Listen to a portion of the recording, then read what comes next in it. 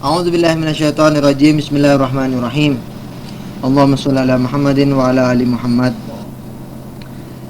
Meneruskan permasalahan kita mengenai diskusi tentang ma'ad.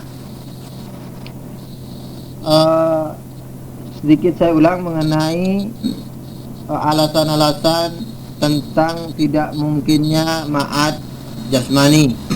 Ini ada sebagian yang sebagaimana yang saya katakan tadi, sebagian mengatakan ma'ad itu adalah ma'ad rohani aja. Banyak diantaranya karena jasmani adalah tingkatan paling rendah daripada wujud, sebagaimana yang saya sebut tadi, maka itu tidak akan dapat kenikmatan puncak, tidak akan dapat menikmati kenikmatan puncak. Sedangkan rohani sebaliknya. Yang kedua, misalnya kalau material, kalau kita dibangunkan juga secara material, maka Islam ini juga mengajarkan materialis, karena mengajarkan menjanjikan ganjaran bidadari, rumah-rumah mewah di surga dan sebagainya. Yang ketiga juga, kalau orang terlena dengan nikmat-nikmat itu semua, itu bukan nikmat yang hakiki. Nikmat hakiki adalah mengingat Allah, katanya begitu. Sehingga kurang layak seandainya pahala ibadah di dunia ini dibalas dengan material yang bisa memungkinkan atau bisa memungkinkan akan adanya kelupaan terhadap pemberi nikmat karena terlena dengan nikmat-nikmat dan lain-lain sebagaimana yang disebutkan tadi. Salah satu jawaban untuk ini adalah, kalau kita ini dibangunkan nanti hanya secara spiritual, maka Islam ini tidak adil dan juga syariat ini tidak ada gunanya. Artinya perintah dalam Quran ini atau dalam syariat ini adalah qabih, jelek. Masalahnya begini, kalau orang melakukan di dunia ini secara jasmani dan rohani, kemudian yang dihukum hanyalah rohani, maka ini berarti ada sesuatu atau wujud-wujud yang berbuat dolim yang lepas dari adab. Maka itu agama ini dikatakan qabih, jelek. Yang agama mengatakan barang siapa berbuat salah akan dihukum, sementara jasmani yang berbuat salah tidak kena hukum. Ya, tinggal karena yang dibangunkan hanyalah rohani. Kemudian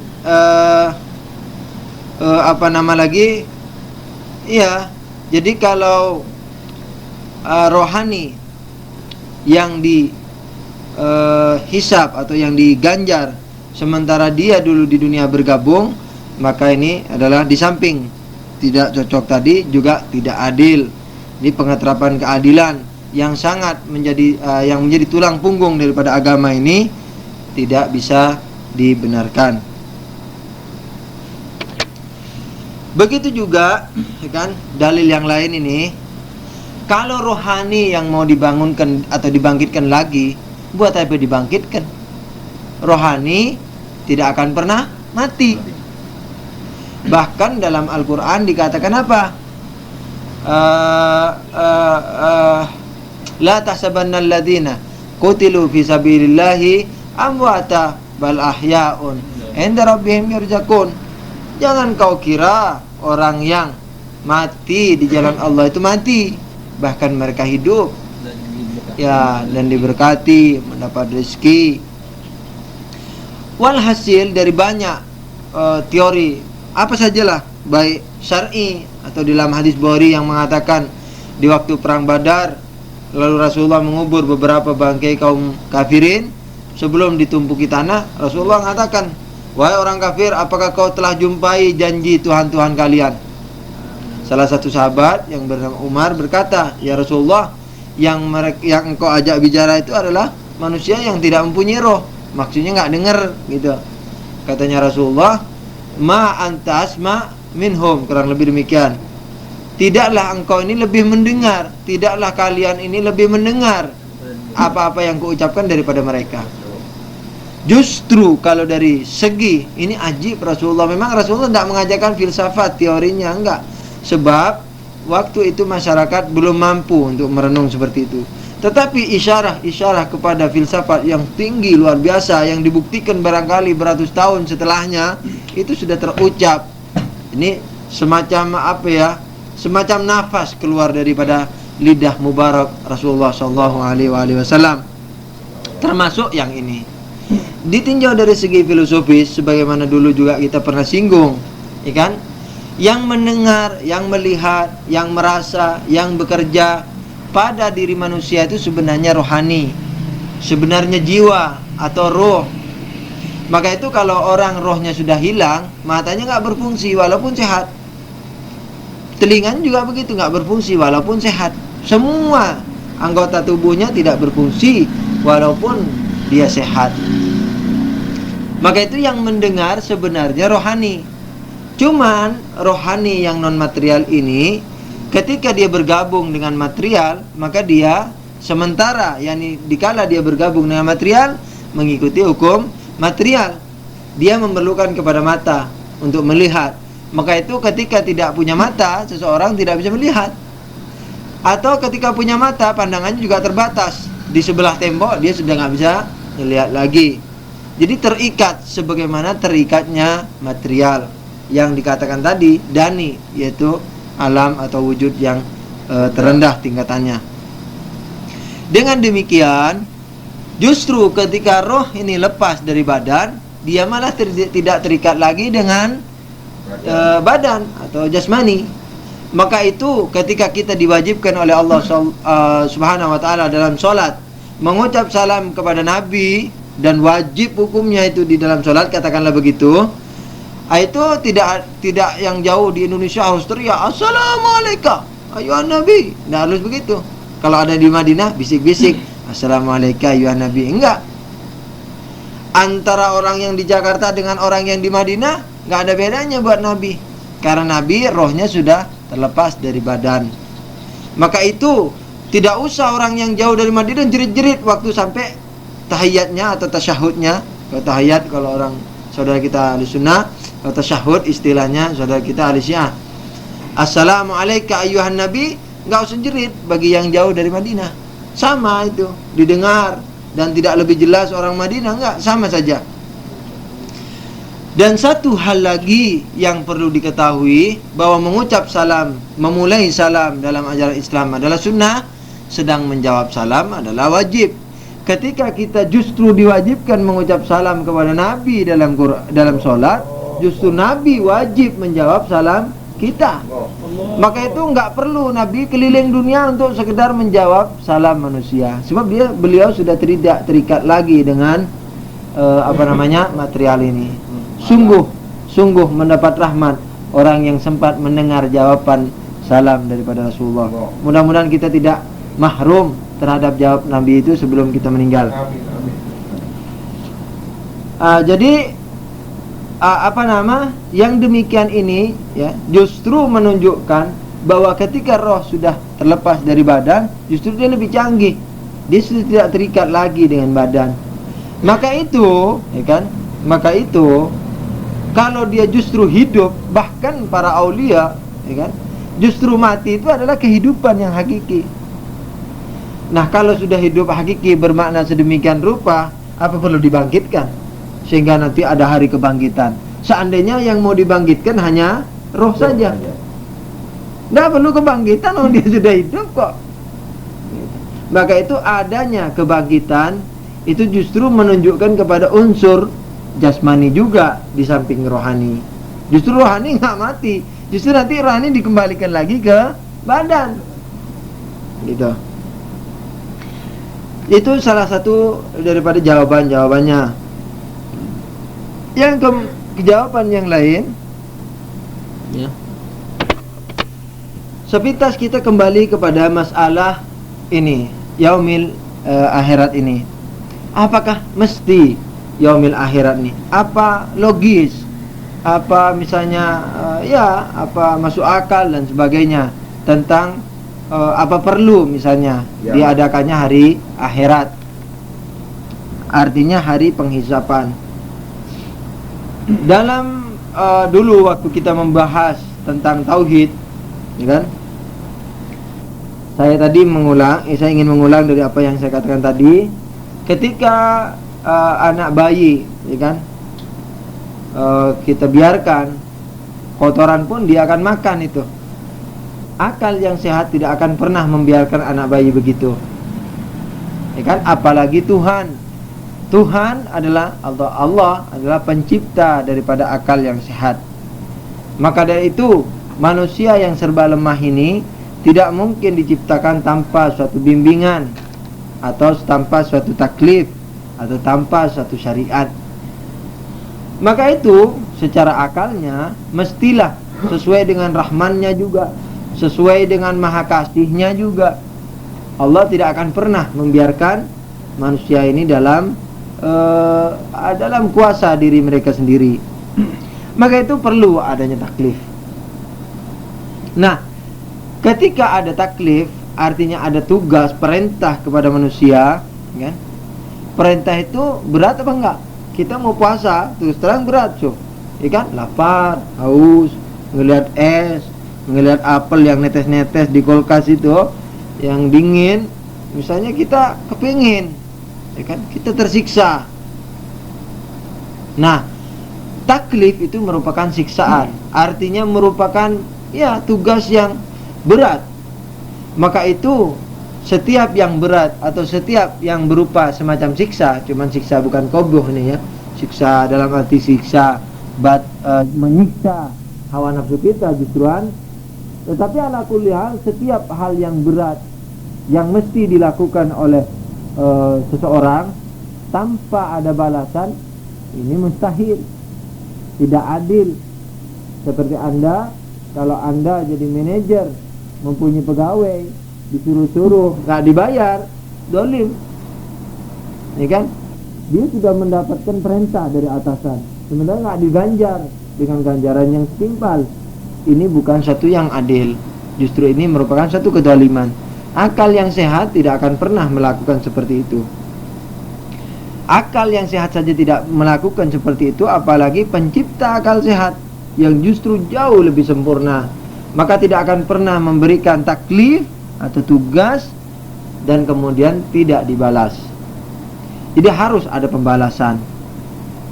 Maka dari itu di dunia ini yang kita dibatasi dengan syariat, tak boleh makan babi, nggak boleh minum khamar, nggak boleh kumpul kucing dan sebagainya.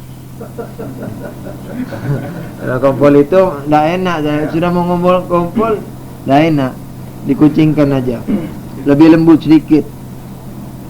Nah, hal yang sedemikian itu, ya kan, yang memagri di Indonesia, yang di dunia yang dikatakan misalnya ad-dunya sijnul mu'min wa jannatul kafir. Dunia adalah surga kafir dan penjara bagi kaum mukminin. Nah, yang sedemikian ini tidak mungkin tanpa diberi balasan. Sementara, ya kan, orang kita ngelihat banyak mati dan balasannya juga nggak didapat. Maka itu perlu mereka dibangkitkan kembali, dan itu logis untuk dibangkitkan kembali, bahkan mesti dibangkitkan kembali untuk kemudian diberi hasil daripada jerih payah mereka di dunia. Itu satu dalil. Untuk sebelum meneruskan dalil-dalil ini, saya perlu mengingatkan kepada hadis tadi mengenai dunia ini adalah jannah bagi kafirin dan surga penjara bagi kaum mukminin, mempunyai dua makna yang satu sama lain tidak setaraf. Taraf pertama dari makna hadis itu adalah seperti yang saya terangkan tadi. Di dunia kita banyak terikat dengan apa? Dengan aturan-aturan, sehingga kita seakan-akan dipenjara, dan memang begitu. Jadi memenjarakan hawa nafsu kita. Sementara orang kafir bebas, kayak surga, mau apa saja dia, nggak ada larangan, babi, khamar, kumpul kucing dan sebagainya. Nah, tapi ada satu makna lagi yang setingkat di atasnya, yaitu pernah Imam Shadiq alaihissalam jalan, terus bajunya agak rapi waktu itu, baguslah, boleh dibilang agak baguslah. Ada orang Yahudi gembel, dia berkata, "Ya Ibn Rasulullah, Katanya dunia ini jannatul kafir, apa?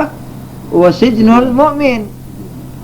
Katanya dunia ini surganya orang kafir dan penjaranya mukmin. Tapi kok aku yang gembel sebagai orang kafir, kok malah bagus, bersih bajunya. Mau ngeledekin kebenaran Islam. Imam Shadiq alaihissalam membuka bajunya. Dibuka, ternyata di dalam memang ada baju gembel juga, cuman bersih.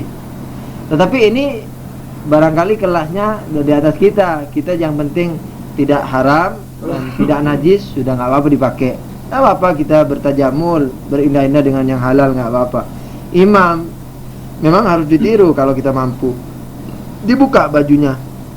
Ini aku tetap memakai baju yang istilahnya ya gembel juga. Tapi kau perlu tahu, katanya Imam Shadiq, bahwa kan, seandainya kau yakin, kan, atau pada hakikatnya, bukan yakin tak yakin, pada hakikatnya orang kafir akan dimasukkan kemana? Ke neraka toh. Artinya kafir yang alim. Nanti kafir memang ada bagian-bagiannya. Walhasil kafir akan dimasukkan ke neraka. Nah, kalau engkau tahu dahsyatnya neraka, pedihnya siksa neraka, maka dunia ini walaupun kau pakai baju gembel, ini ibarat surga bagimu. Karena penderitaan yang begitu pedih di surga yang kau akan alami besok, sekarang walaupun istilahnya ini kalau saya tambahin ini kan, walaupun makan sisa-sisa makanan orang, itu masih surga. Kaum mukminin ini walaupun mereka bernikmat sekalipun di dunia ini, itu tetap merupakan ini penjara bagi kaum mukminin yang sudah yakin akan memasuki surga. Sebab di sini semuanya harus dicari, semuanya harus berusaha. Oh, di surga sudah nggak lagi menerima ganjaran, kenikmatan yang luar biasa. Nah, dunia ini seindah apapun kalau dibanding surga nggak ada artinya, ibarat penjara. Nah, gitu. Nah, ini makna yang kedua yang harus juga kita perhatikan. Kita akan melanjutkan kepada argumen tadi. Nah. Ya, jadi argumen terakhir kita telah bahas bahwa taklif tanpa suatu ganjaran ini tidak mungkin, karena merupakan tugas, dan tugas itu semestinya masyakkah, yakni berat, muskilah. Maka setiap memberikan muskilah kepada orang lain, maka mestilah diganjar semacam perintah, kau pergi ke sana. Nah, ini muskilah biasanya dia duduk, mestinya dia duduk tenang, disuruh pergi, maka ini harus diganjar dengan ganjaran yang setimpal. Dalil yang lain tentang kemestian adanya akhirat, atau ya kemestian atau kewajiban bahkan secara logis akan adanya hari kebangkitan. Kalau kita lihat dunia ini dengan segala kekomplekannya, sebagaimana maklum, ini kan banyak sekali peristiwa-peristiwa yang tidak terselesaikan, yang tidak sempat tersidangkan dengan baik, atau walaupun tersidangkan, justru yang salah menjadi benar, yang benar menjadi salah. Siapa yang tebal, dia yang bakal benar. Umum ini, rahasia umum memang. Kita tidak mau melihat ini dunia secara umum ya, kita tidak melihat Indonesia, dunia secara umum. Nah, jadi banyak sekali peristiwa-peristiwa yang kandas begitu saja, tidak terselesaikan. Justru kalau kita mau menilik ke dalam lagi, menilik satu individu manusia, kita lihat coba hubungannya dia, hubungannya dengan orang tuanya, dengan kakeknya, dengan anaknya, dengan istrinya, dengan hartanya, dengan tetangganya, dengan agamanya, dengan dan segala-galanya, dengan masjidnya, ya kan, kalau ada masjid. Semua itu mempunyai hubungan dengan masing-masing individu, yang biasanya selalu saja ada masalah. entah didolimi atau mendolimi. Permasalahan begitu, apalagi sampai kepada masalah pembunuhan. Dibunuh cak. Apakah yang membunuh sempat menggugat nanti kepada pembunuhnya di dunia ini? Kalau dia sudah mati kok. Yang dibunuh nggak sempat lagi nuntut sama pembunuhnya. Jadi banyak sekali peristiwa-peristiwa di dunia ini, bahkan seluruh individu mesti punya kaitan yang belum selesai terus mati. Nah, hubungan satu dengan yang lainnya yang belum terselesaikan sampai ke bawah mati, yang seluruh manusia begitu pada umumnya, kan? Ini kalau tidak diselesaikan, kalau tidak dihakimi secara benar-benar dan adil, maka buat apa tujuan kehidupan? Kita dulu sudah berbicara pada bab tauhid bahwa alam semesta ini Allah yang menciptakan dengan dalil-dalil akli. Kemudian akal mengatakan bahwa penciptaan manusia ini haruslah dengan tujuan. Karena apa? Kalau kita bikin teh, tehnya dibuang, bikin lagi, dibuang lagi, dibilang edan sama orang. Akal sehat tidak akan pernah melakukan seperti itu. Begitu juga Tuhan menciptakan manusia, terus ribut, mati, selesai. Tidak akan mungkin dilakukan. Apa tujuannya Tuhan? Akal sehat aja nggak begitu, apalagi pencipta akal sehat. Dengan demikian mestilah ada tujuan daripada penciptaan ini. Tidak seperti yang dikatakan atau dikhawatirkan malaikat. Mereka, apakah kau akan menciptakan manusia yang saling berbunuh ya Tuhan? Oh, sudah dikhawatirkan malah sebelum penciptaan, ya kan? Nah, mustahil Allah itu menciptakan begitu saja, terus bentrok, terus mati, terus selesai. Tidak tahu keadilan di mana. Nah, sementara yang mati udah nggak bisa nuntut. Mereka itu logislah bahwa bahkan mestilah, bahkan secara wajib mestilah nanti diadakan suatu hari yang di sana tidak ada pakai korupsi-korupsian lagi. Iya, yang mati di dunia tadi menuntut kepada yang membunuh. Itu logis, dan itu merupakan bukan permainan akhirnya kehidupan ini. Tapi kalau nggak ada persidangan itu, maka kehidupan ini permainan belaka. Dan hal itu mustahil Allah lakukan.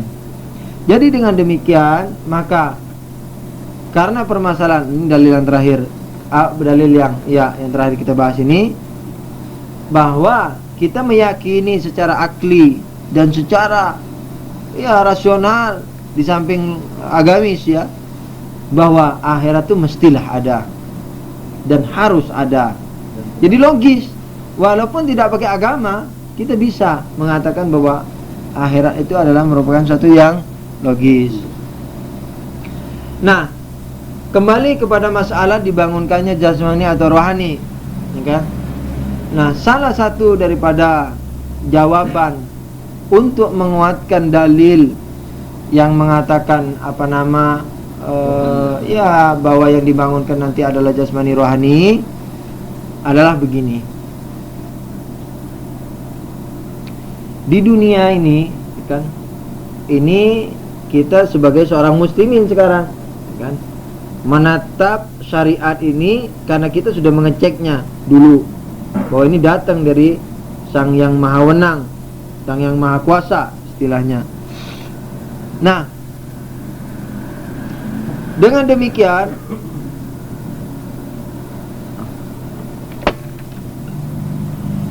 di dunia ini kita mendapatkan contoh-contoh daripada kehidupan anbiya, baik secara Quran atau secara hadis, atau juga contoh-contoh daripada anbiya atau daripada para imam atau para aulia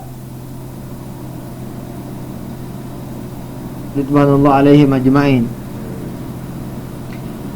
Nah, ketika kita menatap aulia, kan, ketika kita menatap aulia atau imam atau nabi, kita terperangah melihat suatu keajaiban, melihat suatu persepsi yang sama sekali lain dengan persepsi kita tentang dunia ini.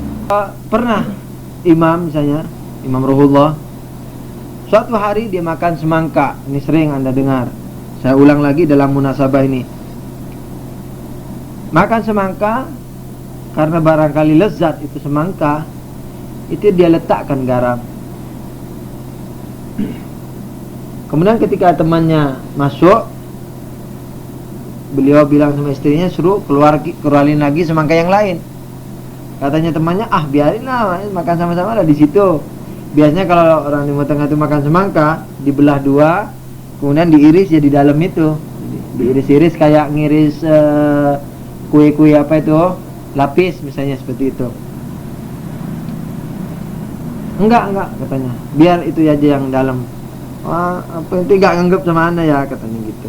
Nah, apa sih Anda makan? Enggak ada, hanya maksa-maksa. Dikatain sama imam, ini sudah saya kasih garam.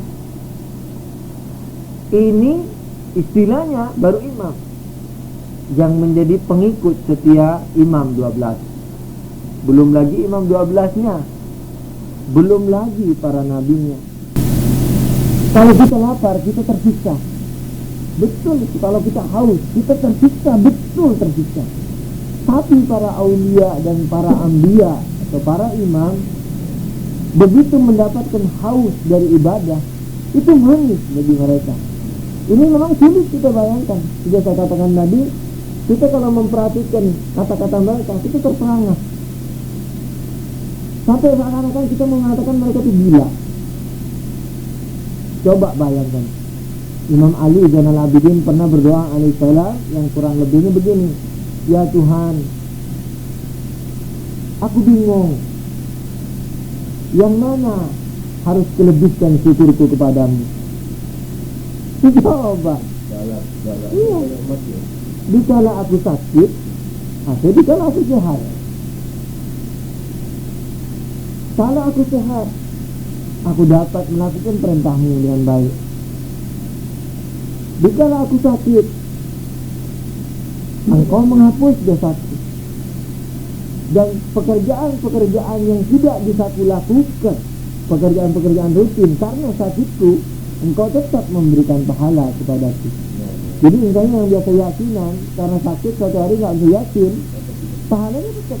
Kalau sabar loh ya menerima sakitnya, gak meco. Kalau meco, wah apa ini saya besok mau rapat kok sakit, umpama. Tapi kalau halal, ridho, pahalanya tetap dapat. Dan dosanya diampuni. Coba, kalau kita ajib, kata-kata ini cukup ajib. Seandainya keluar bukan dari kata-kata imam, kita barangkali udah ketawa ini. Tapi karena keluar dari orang-orang suci, maka kita terperangah. Menjadi terperangah, bukan ketawain. Ini ajib, jadi lezat mereka. Tapi bukan orang yang ingin sakit, enggak. Itu seperti yang ada peristilahan zuhud itu. Ajib kan? Sebagian orang mengartikan zuhud, kalau diberi bersyukur, kalau nggak diberi bersabar. Ya, idza munikna sabarna wa idza u'dina syakarna. Tapi kalau zuhudnya a'immah, apa kata mereka? Idza munikna syakarna. Kalau kami tidak diberi, kami bersyukur. Ya Allah, bayangkan. Kalau diberi, kami bagi-bagi. Kita sulit memahami itu. Karena apa? Di dada kita, khususnya saya hamba ini, masih banyak patung-patung yang masih belum sanggup kita hancurkan pada dini hari. Patung cinta dunia, patung kelezatan, wah macam-macam.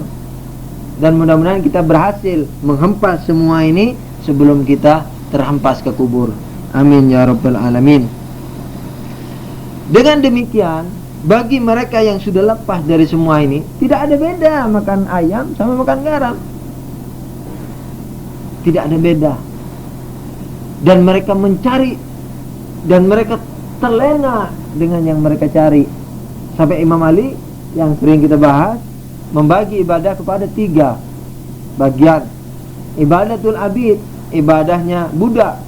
Dia takut, sholat nangis, takut karena takut disiksa.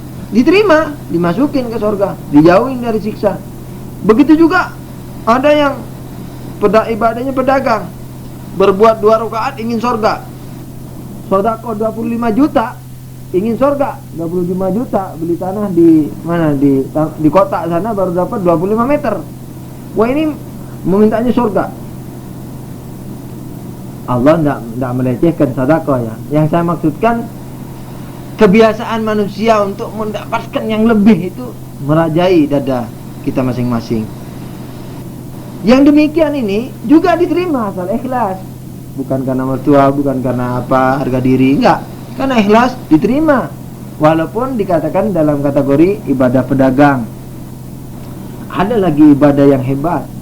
Dia beribadah bukan karena ingin lebih banyak balasan, dan bukan karena ngeri terhadap neraka.